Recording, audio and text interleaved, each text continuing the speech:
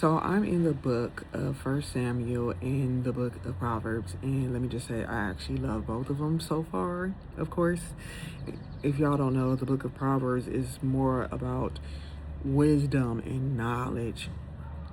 But anywho, let me start here in First Samuel.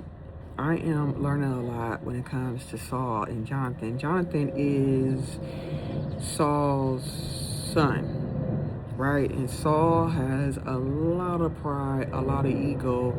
He cannot admit when he is wrong, right? He rather put the blame on somebody else, and he's the type of person to take credit for somebody else's work as well. But anyway, what is First Samuel and Proverbs? How do they even go together? I'm gonna tell you why. So in Proverbs, like I said, it talks about wisdom. I'm actually in Proverbs 2, right? And it talks about being wise even when it comes to lust, when it comes to deceit, right? So anyway, the point of this is this. I wrote notes down. So the point of this is this. I'm going to read two things to you guys. Proverbs 2, 1 through 22 talks about moral benefits of wisdom, right? For the Lord gives wisdom, from his mouth come knowledge and understanding, right? Wisdom is God's gift to us. God gives wisdom to those who earnestly seek it. God's wisdom stays hidden from the rebellious and foolish. It requires effort to find it and use it. Two of the most difficult sins to resist are pride and sexual immorality. Both are seductive. So, why am I bringing this up? Pride. Saul battled with a lot of pride and ego. Pride and ego. Those are siblings. I will say that. Now, oftentimes when we are in situations and we know we're wrong, we will still make excuses and put blame on other people instead of just admitting our wrongs. Meaning this, it takes more courage to admit a mistake than to hold resolutely to an error, right?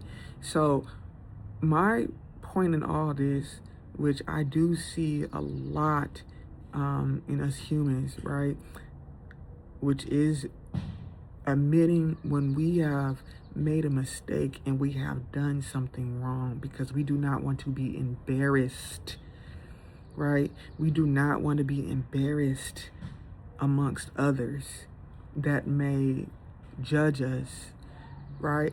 However, it takes strong humility to walk in our errors, right? So the question I have is, when you do wrong, even unintentionally, do you respond like Jonathan or Saul?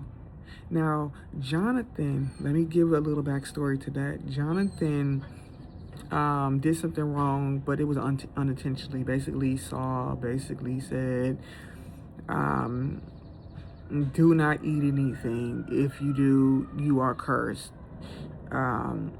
This is after they have went into a battle. They're, the men are exhausted, tired, and stuff like that. And he made a foolish oath. Saul did a foolish oath.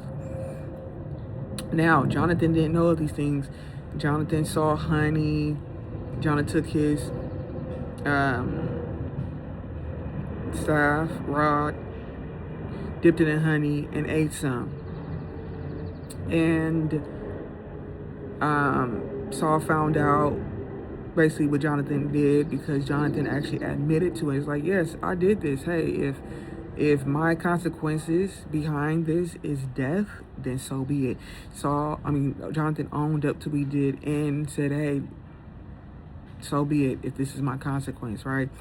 But Saul basically was going to follow through of what he said he was going to do to those who did eat with, even though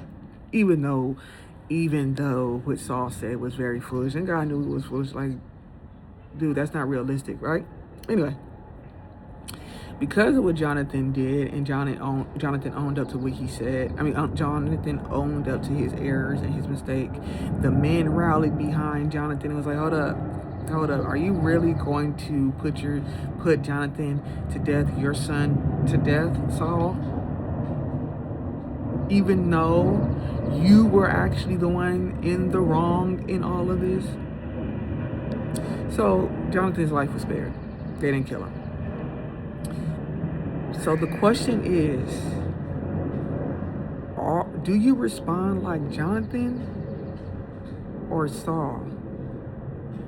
And I also would say, be intentional to be more like Jonathan and respond when you are in error. When you know that you've done something wrong, it's okay to own up to it. Okay? Love y'all. Have a good one.